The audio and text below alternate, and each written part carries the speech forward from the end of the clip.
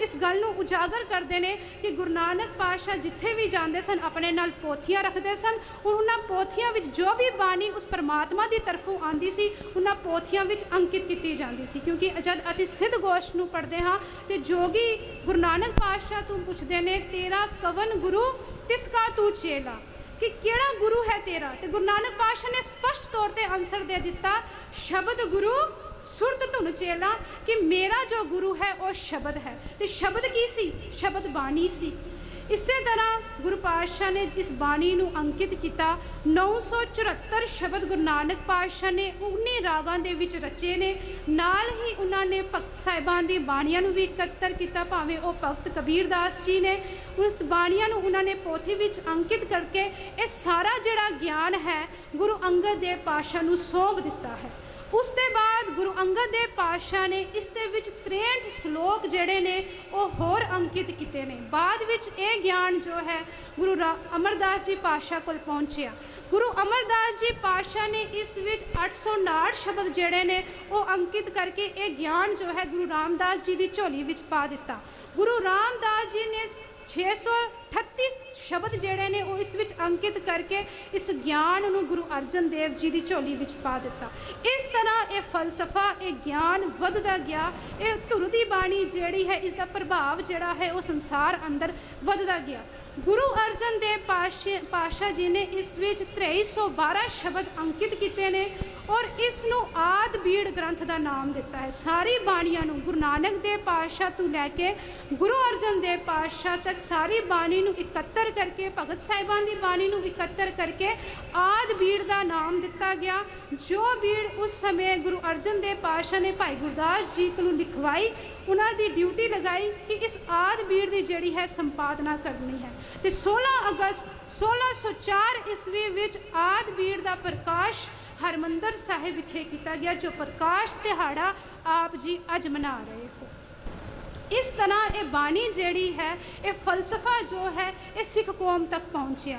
कहते हैं कि जब गुरु अर्जन देव पातशाह इस बाणी नूं रच रहे सन, इस बाणी नूं लिखती रूप दे रहे सन, तो उस समय बहुत कहन कहान वाले जिहड़े भगत जन सन उस समय दे गुरु अर्जन देव पातशाह कोल जांदे ने ते आखदे ने कि उन्हां दी बाणी नूं भी इस आद बीड़ विच जगह दित्ती जावे।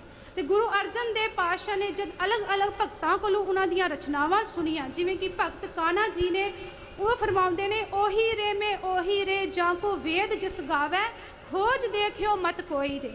जब ये रचना गुरु अर्जन देव पातशाह ने सुनी तो गुरु अर्जन देव पातशाह ने स्पष्ट अल्फाजां विच कह दिता कि इस विच तां सानू अहंकार की बदबू आ रही है। गुरु नानक पातशाह का सिद्धांत निमरता वाला है, इसलिए तुहाडी इस रचना नूं आद बीड़ विच जगह नहीं दित्ती जा सकती।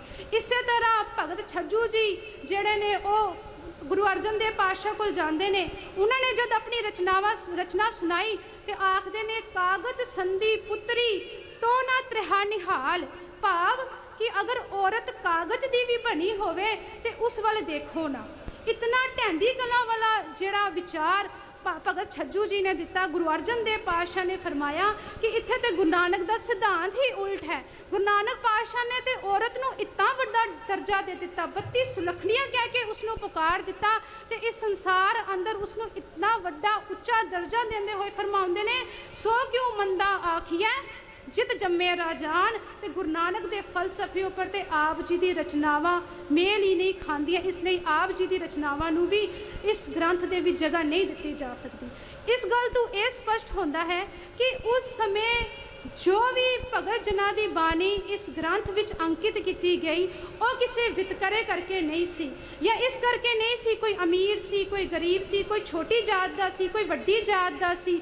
इस ग्रंथ विच उसे नूं जगह मिली जिस दियां रचनावां गुरु नानक के सिद्धांत नाल मेल खांदियां सन, जो उस प्रभु परमात्मा नूं एक करके जानता सी, जिसने अपनी आत्मा नूं उस प्रभु परमात्मा दे विच लीन किया सी। ये एक ऐसा फलसफा सी जिस विच परमात्मा की बाणी सी ते उसे नूं जगह मिली जो उस परमात्मा नाल जुड़िया सी। इस तरह आद बीड़ की संपादना हुई।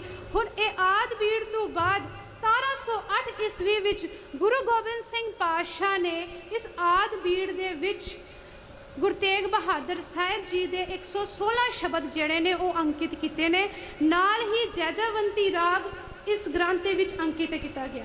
ਅਗਰ ਅਸੀਂ ਪਹਿਲੇ ਗੁਰੂ ਸਾਹਿਬਾਨ ਦੀ ਬਾਣੀ ਦੇਖੀਏ ਤੇ ਉਹ ਸਾਰੀ ਬਾਣੀ ਸਿਰਫ 3 ਰਾਗਾਂ ਵਿੱਚ ਲਿਖੀ ਗਈ ਹੈ, ਪਰ ਜਦ ਗੁਰੂ ਗੋਬਿੰਦ ਸਿੰਘ ਪਾਤਸ਼ਾਹ ਨੇ ਇਸ ਤੇ ਵੀ ਜੈਜਵੰਤੀ ਰਾਗ ਅੰਕਿਤ ਕੀਤਾ ਗੁਰੂ ਤੇਗ ਬਹਾਦਰ ਸਾਹਿਬ ਦਾ, ਤੇ 31 ਰਾਗਾਂ ਵਿੱਚ ਸੰਪੂਰਨ ਇਹ ਬਾਣੀ ਜਿਹੜੀ ਹੈ ਉਹ ਰਚੀ ਗਈ ਹੈ। ਔਰ ਇੱਥੇ ਗੁਰੂ ਗੋਬਿੰਦ ਸਿੰਘ ਪਾਤਸ਼ਾਹ ਨੇ ਜੋ ਲਿਖਤੀ ਰੂਪ ਇਸ ਨੂੰ ਦੇਣ ਦੀ ਜਿਸ ਦੀ ਡਿਊਟੀ ਲਗਾਈ ਉਹ ਭਾਈ ਮਨੀ ਸਿੰਘ ਜੀ ਸਨ। ਫਿਰ ਇਸ ਤੇ ਉਤਾਰੇ ਕਰਵਾਏ ਗਏ ਔਰ ਅੱਜ ਉਸ ਬੀੜ ਨੂੰ ਦਮਦਮੀ ਬੀੜ ਦਾ ਨਾਮ ਦਿੱਤਾ ਗਿਆ। ਔਰ ਉਹੀ ਦਮਦਮੀ ਬੀੜ ਜਿਸ ਦਾ ਅੱਜ ਸਾਰੇ ਗੁਰਦੁਆਰਿਆਂ ਵਿੱਚ ਪ੍ਰਕਾਸ਼ ਕੀਤਾ ਜਾਂਦਾ ਹੈ।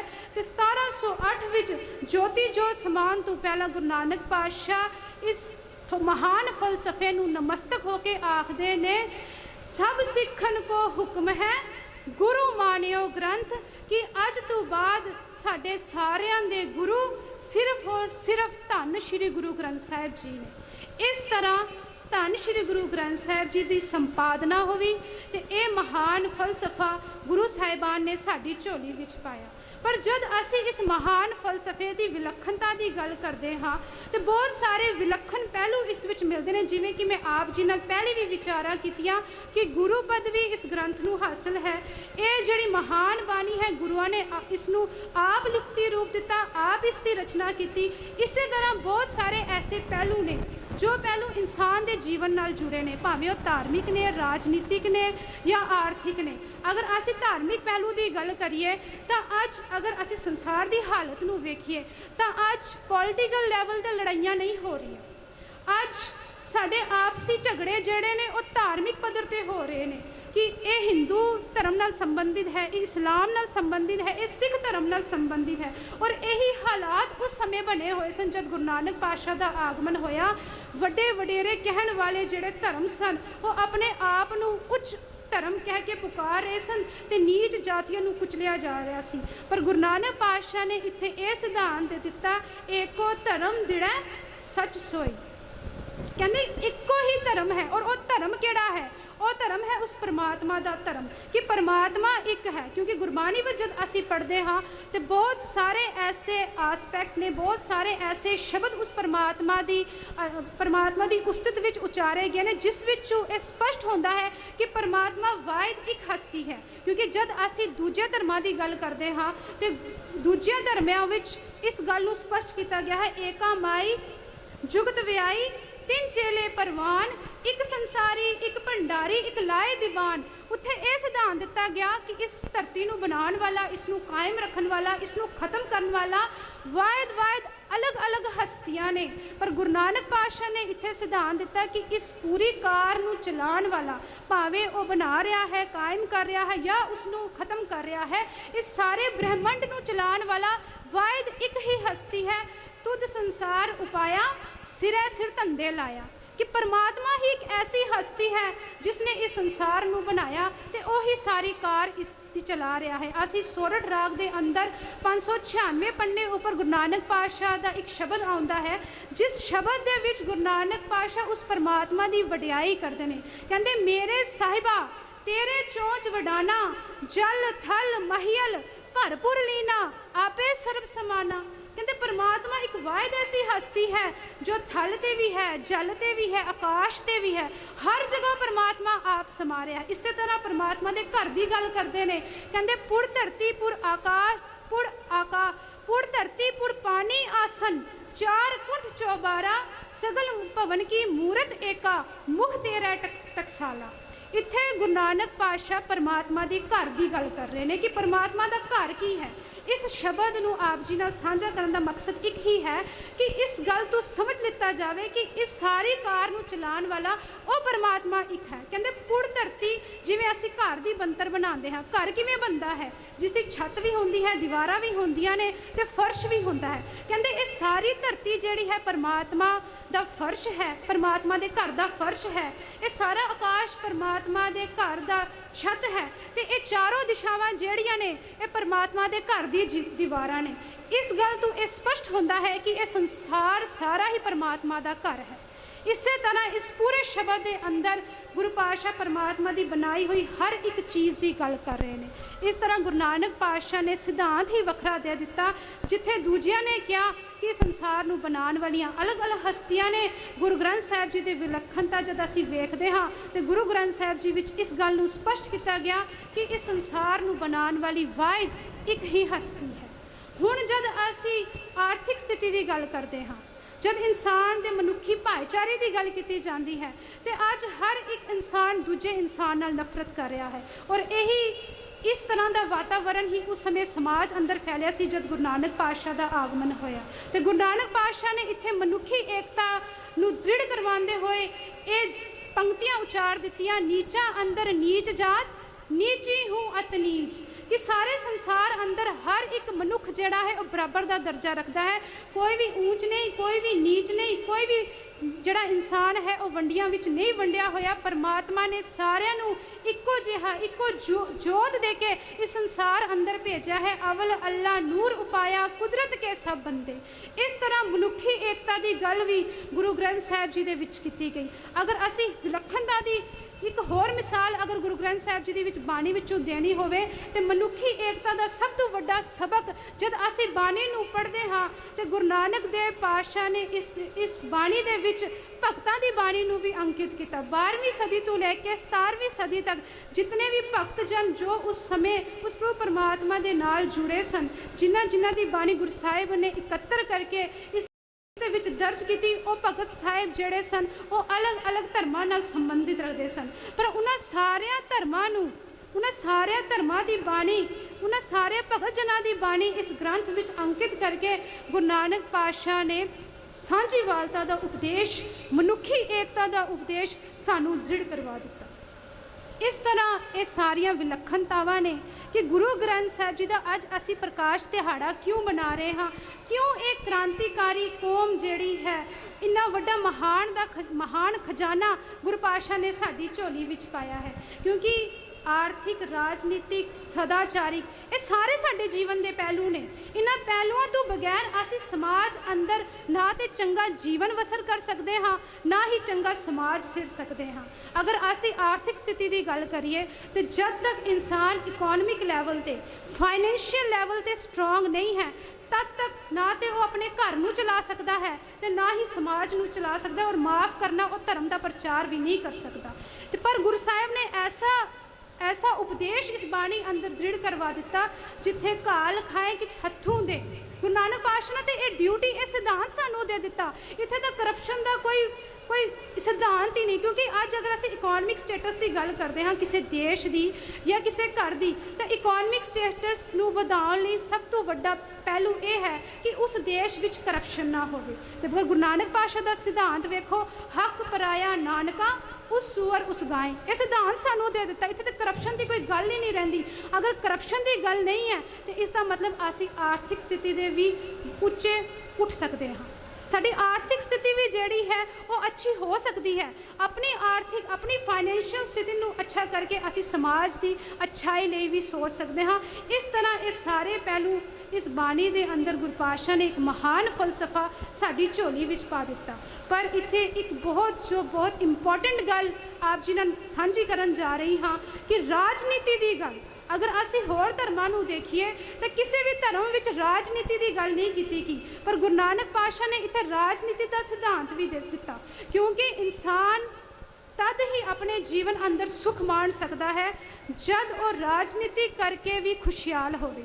ਅਗਰ ਕਿਸੇ ਦੇਸ਼ ਦੀ ਰਾਜਨੀਤੀ ਚੰਗੀ ਨਹੀਂ ਤਾਂ ਅਸੀਂ ਉਸ ਸਮਾਜ ਅੰਦਰ ਚੰਗੇ ਤਰੀਕੇ ਨਾਲ ਆਪਣੀ ਜ਼ਿੰਦਗੀ ਬਸਰ ਨਹੀਂ ਕਰ ਸਕਦੇ। ਅਗਰ ਅਸੀਂ ਹੁਣ ਦੀ ਐਗਜ਼ਾਮਪਲ ਲਈਏ ਕਿ ਇਸ ਸਟੇਟ ਦੇ ਅੰਦਰ 370 ਧਾਰਾ ਜਿਹੜੀ ਹੈ ਉਹ ਹਟਾਈ ਗਈ ਹੈ।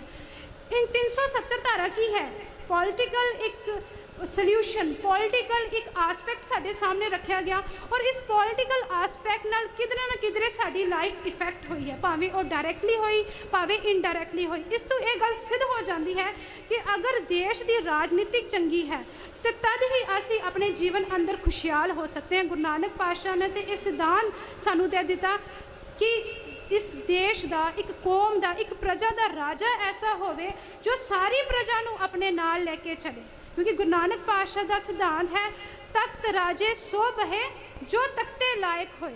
राजा ਉਹ ਹੋਏ ਜਿਹੜੇ ਆਪਣੀ ਪ੍ਰਜਾ ਨੂੰ ਨਾਲ ਲੈ ਕੇ ਚਲੇ, ਤਦ ਹੀ ਉਹ ਪ੍ਰਜਾ, ਉਹ ਸਮਾਜ ਜਿਹੜਾ ਹੈ ਉਹ ਅੱਗੇ ਵੱਧ ਸਕਦਾ ਹੈ। ਇਸੇ ਇਹ ਫਲਸਫਾ ਜਿਸ ਵਿੱਚ ਹਰ ਇੱਕ ਪਹਿਲੂ ਨੂੰ ਉਜਾਗਰ ਕੀਤਾ ਗਿਆ, ਗੁਰੂ ਪਾਤਸ਼ਾਹ ਨੇ ਸਾਡੀ ਝੋਲੀ ਵਿੱਚ ਪਾਇਆ। ਪਰ ਜਦ ਅਸੀਂ ਅੱਜ ਆਪਣੇ ਜੀਵਨ ਅੰਦਰ ਝਾਤ ਮਾਰਦੇ ਹਾਂ ਤੇ ਮਾਫ ਕਰਨਾ, ਕਿਉਂਕਿ ਗੁਰੂ ਨਾਨਕ ਪਾਤਸ਼ਾਹ ਨੇ ਸਿੱਖੀ ਦੀ ਫਾਊਂਡੇਸ਼ਨ ਰੱਖੀ, ਗੁਰੂ ਨਾਨਕ ਪਾਤਸ਼ਾਹ ਨੇ ਬੇਸ ਬਣਾਇਆ ਸ਼ਬਦ ਨੂੰ। ਸ਼ਬਦ ਨੂੰ ਕਿਉਂ? ਕਿਉਂਕਿ ਗੁਰੂ ਨਾਨਕ ਪਾਤਸ਼ਾਹ ਜਾਣਦੇ ਸਨ ਸ਼ਬਦ ਹੀ ਵਾਹਿਦ ਇੱਕ ਐਸਾ ਵਸੀਲਾ ਹੈ ਜੋ ਇਨਸਾਨ ਨੂੰ ਪਰਮਾਤਮਾ ਨਾਲ ਜੋੜ ਸਕਦਾ ਹੈ। ਕਿਉਂਕਿ ਜਦ ਅਸੀਂ ਭਾਈ ਗੁਰਦਾਸ ਜੀ ਦੀ ਬਾਣੀ ਪੜ੍ਹਦੇ ਹਾਂ ਤੇ ਉੱਥੇ ਭਾਈ ਗੁਰਦਾਸ ਜੀ ਸਪਸ਼ਟ ਅਲਫਾਜ਼ਾਂ ਵਿੱਚ ਲਿਖਦੇ ਨੇ, ਸ਼ਬਦ ਜਿੱਤੀ ਸਿੰਡ ਮੰਡਲੀ ਕੀਤੋਸ ਆਪਣਾ ਪੰਥ ਨਿਰਾਲਾ, ਕਿ ਸ਼ਬਦ ਦੇ ਰਾਹੀਂ ਗੁਰੂ ਨਾਨਕ ਪਾਤਸ਼ਾਹ ਨੇ ਇਸ ਸੰਸਾਰ ਨੂੰ ਜਿੱਤਿਆ, ਇਸ ਸੰਸਾਰ ਦੇ ਅੰਦਰ ਗਿਆਨ ਦਾ ਚਾਨਣ ਕੀਤਾ। ਕਿਉਂਕਿ ਗੁਰੂ ਨਾਨਕ ਪਾਤਸ਼ਾਹ ਇਸ ਗੱਲ ਨੂੰ ਸਮਝਦੇ ਸਨ ਕਿ ਸ਼ਬਦ ਇੱਕ ਐਸਾ ਸੋਰਸ ਹੈ ਜਿਸ ਨੂੰ ਮਾਰਿਆ ਨਹੀਂ ਜਾ ਸਕਦਾ। ਕਿਉਂਕਿ ਵਿਚਾਰ ਧਾਰਾਵਾਂ ਅਗਰ ਇੱਕ ਇਨਸਾਨ ਦੀਆਂ ਨੇ, ਉਹ ਸਮੇਂ ਦੇ ਨਾਲ ਚੇਂਜ ਹੋ ਸਕਦੀਆਂ ਨੇ। ਇਨਸਾਨ ਆਪਣੀ ਵਿਚਾਰਧਾਰਾਵਾਂ ਨੂੰ ਚੇਂਜ ਕਰ ਸਕਦਾ ਹੈ, ਪਰ ਸ਼ਬਦ ਇੱਕ ਅਟਲ ਸੱਚਾਈ ਹੈ। ਅਗਰ ਪਰਮਾਤਮਾ ਅਟਲ ਸੱਚਾਈ ਹੈ ਤੇ ਸ਼ਬਦ ਵੀ ਇੱਕ ਅਟਲ ਸੱਚਾਈ ਹੈ। ਅਗਰ ਪਰਮਾਤਮਾ ਮਰਦਾ ਨਹੀਂ ਤੇ ਸ਼ਬਦ ਵੀ ਮਰਦਾ ਨਹੀਂ। ਇਸ ਲਈ ਗੁਰੂ ਨਾਨਕ ਪਾਤਸ਼ਾਹ ਨੇ ਸ਼ਬਦ ਨੂੰ ਬੇਸ ਬਣਾ ਕੇ ਸਿੱਖੀ ਦੀ ਫਾਊਂਡੇਸ਼ਨ ਰੱਖੀ। ਗੁਰੂ ਨਾਨਕ ਪਾਤਸ਼ਾਹ ਨੇ ਇੱਕ ਟਾਰਗੇਟ ਫਿਕਸ ਕੀਤਾ, ਔਰ ਉਹ ਟਾਰਗੇਟ ਉਹ ਸੀ ਸਿੱਖੀ ਦਾ ਬੀਜ ਗੁਰੂ ਨਾਨਕ ਪਾਤਸ਼ਾਹ ਨੇ ਇਸ ਸੰਸਾਰ ਅੰਦਰ ਬੀਜ ਦਿੱਤਾ, ਤੇ ਉਸ ਬੀਜ ਦੀ ਰਾਖੀ ਗੁਰੂ ਗੋਬਿੰਦ ਸਿੰਘ ਪਾਤਸ਼ਾਹ ਤੱਕ ਹੋਰ ਗੁਰੂ ਸਾਹਿਬਾਨ ਨੇ ਕੀਤੀ। ਪਰ ਜਦ ਅਸੀਂ ਆਪਣੇ ਸਮਾਜ ਵਿੱਚ ਵੇਖਦੇ ਹਾਂ, ਅੱਜ ਜਦ ਅਸੀਂ ਵੇਖਦੇ ਹਾਂ, ਕਿਉਂਕਿ 1708 ਤੱਕ ਜਿਹੜੀ ਸਿੱਖੀ ਹੈ ਉਹ ਗੁਰੂ ਪਾਤਸ਼ਾਹ ਦੀ ਸਰਪ੍ਰਸਤੀ ਹੇਠ ਫਲਦੀ ਫੁੱਲਦੀ ਰਹੀ ਹੈ। ਗੁਰੂ ਪਾਤਸ਼ਾਹ ਨੇ ਉਸ ਸਿੱਖੀ ਦੇ ਉੱਪਰ ਹੱਥ ਰੱਖਿਆ, ਉਹ ਸਿੱਖੀ ਵੱਧਦੀ ਫੁੱਲਦੀ ਗਈ। ਕਿਉਂਕਿ ਗੁਰੂ ਸਾਹਿਬ ਜਿਹੜੇ ਨੇ ਉਹ ਸਿੱਖੀ ਨੂੰ ਅੱਗੇ ਤਦ ਹੀ ਵਧਾ ਪਾਏ ਕਿਉਂਕਿ ਜੋ ਕਾਫਲਾ ਗੁਰੂ ਨਾਨਕ ਪਾਤਸ਼ਾਹ ਨੇ ਸ਼ੁਰੂ ਕੀਤਾ ਸੀ, ਉਹ ਕਾਫਲਾ ਰੁਕਿਆ ਨਹੀਂ। ਦਿਨ ਪ੍ਰਤੀ ਦਿਨ ਉਹ ਕਾਫਲਾ ਵੱਧਦਾ ਗਿਆ। ਤਦ ਹੀ ਗੁਰੂ ਜੇ ਪਾਤਸ਼ਾਹ ਜਿਹੜੇ ਨੇ ਉਹ ਸਿੱਖੀ ਦੀ ਸੰਭਾਲ ਕਰ ਪਾਏ। ਹਰ ਇੱਕ ਇਨਸਾਨ ਗੁਰੂ ਨਾਨਕ ਪਾਤਸ਼ਾਹ ਦੀ ਵਿਚਾਰਧਾਰਾ ਨਾਲ ਜੁੜਦਾ ਗਿਆ। ਸ਼ਬਦ ਗੁਰੂ ਦੀ ਪਹਿਚਾਨ ਉਸਦੇ ਮਨ ਵਿੱਚ ਆਉਂਦੀ ਗਈ ਤੇ ਉਹ ਕਾਫਲਾ ਦਿਨ ਪ੍ਰਤੀ ਦਿਨ ਵੱਧਦਾ ਗਿਆ। ਗੁਰੂ ਨਾਨਕ ਪਾਤਸ਼ਾਹ ਨੇ ਇੱਕ ਟਾਰਗੇਟ ਫਿਕਸ ਕੀਤਾ ਤੇ ਉਸ ਟਾਰਗੇਟ ਦੀ ਅਚੀਵਮੈਂਟ ਲਈ ਹਰ ਇੱਕ ਸਿੰਘ ਜਿਹੜਾ ਹੈ, ਹਰ ਇੱਕ ਸਿੰਘਣੀ ਜਿਹੜੀ ਹੈ ਉਹ ਯਤਨਸ਼ੀਲ ਰਹੇ ਤੇ ਉਸ ਟਾਰਗੇਟ ਨੂੰ ਖਾਲਸਾ ਰਾਜ ਦਾ ਨਾਮ ਦਿੱਤਾ ਗਿਆ।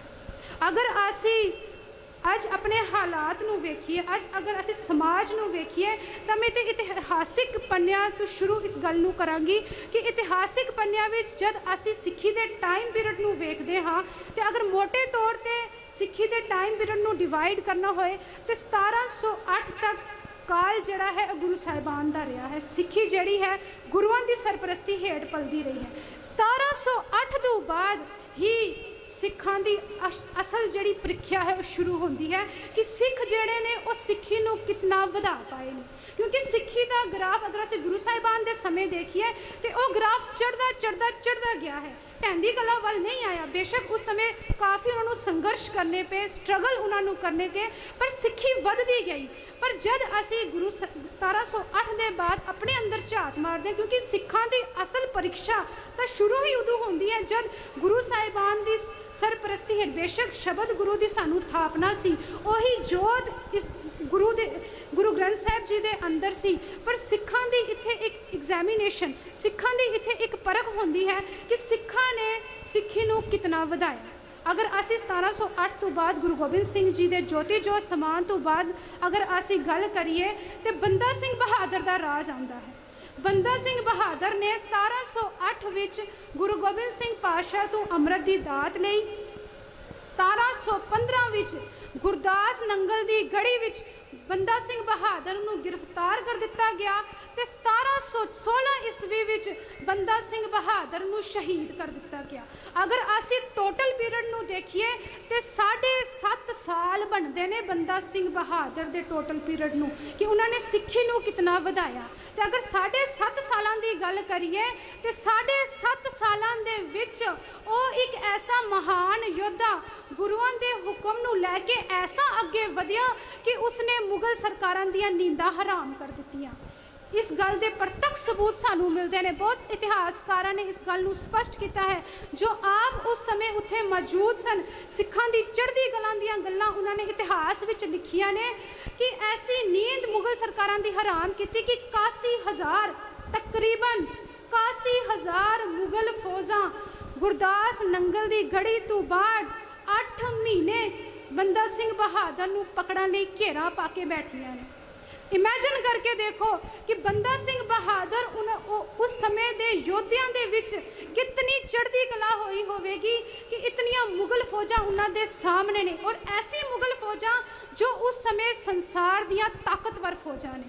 उन्होंने पास तकनीक भी अच्छी है, उन्होंने पास हथियार भी अच्छे ने, पर दूजे पासे बंदा सिंह बहादुर दे नाल कुछ सिंह ने जिन्हां कोल भावें युद्ध लड़न दी तकनीक इतनी अच्छी नहीं, भावें हथियार इतने अच्छे नहीं, पर इतनियां करारियां सट्टां मुगल सरकारां नूं दित्तियां कि मुगलां दियां नींदां हराम कर दित्तियां। क्योंकि एक पासे फौज विच घमंड सी, दूजे पासे फौज विच सच्चाई सी, दूजे पासे फौज दे विच चढ़दी कला दा प्रतीक सी। और चढ़दी कला आई कित्थों?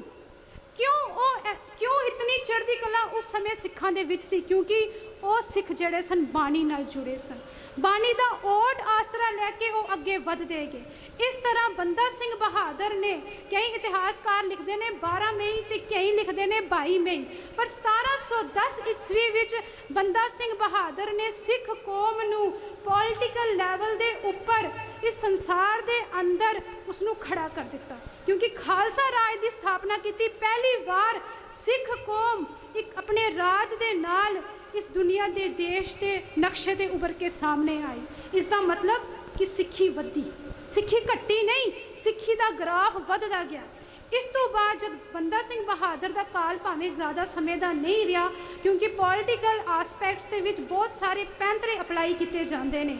बंदा सिंह बहादुर ने ऐसी आज़ादी की चिंगारी साढ़े अंदर भड़का दी कि उस चिंगारी ने अग का रूप लिता महाराजा रणजीत सिंह के समय।